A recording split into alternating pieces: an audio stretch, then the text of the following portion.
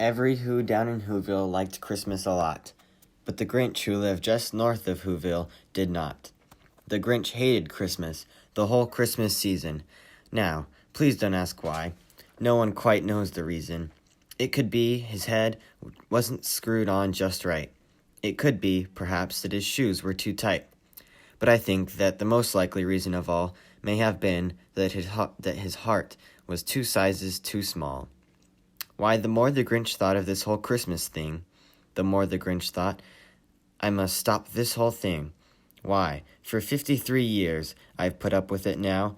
I must stop this Christmas from coming, but how? Then he got an idea, an awful idea. The Grinch got a wonderful, awful idea. I know just what to do, the Grinch laughed in his throat, and he made a quick Santa Claus hat and a coat, and he chuckled and clucked, what a great Grinchy trick.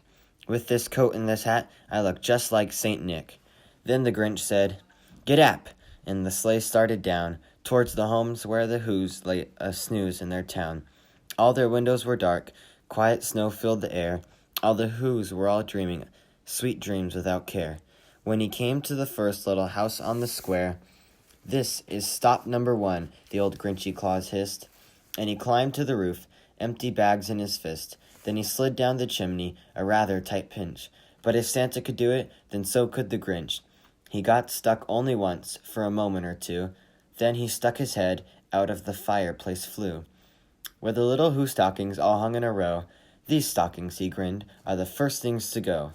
Then he slithered and slunk, with a smile most unpleasant, around the whole room, and he took every present. And he stuffed them in bags. Then the Grinch very nimbly stuffed all the bags, one by one, up the chimney. Then he went up the chimney himself, the old liar. On their walls he left nothing but hooks and some wire. And the one speck of food that he left in the house was a crumb that was even too small for a mouse.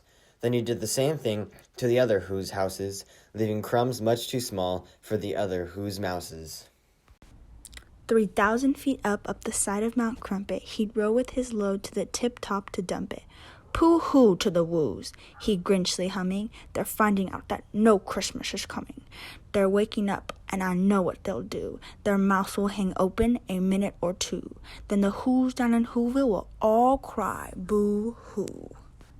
That's a noise, grinned the Grinch, that I simply must hear.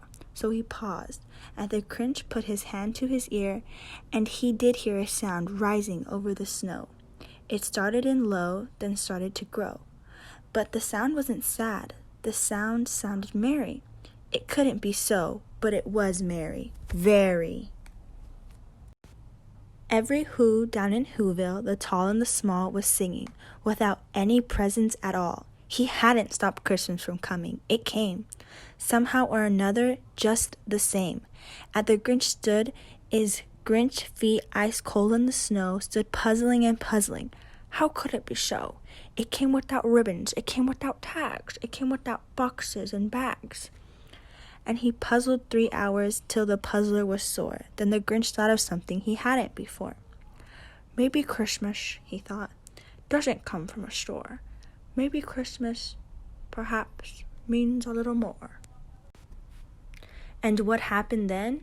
Well, in Whoville, they say, the Grinch's small heart grew 3 sizes that day. And the minute his heart didn't feel quite so tight, he whizzled with his load through the bright morning light. He brought back the toys and the food for the feast, and he himself, the Grinch, carved the roast beef.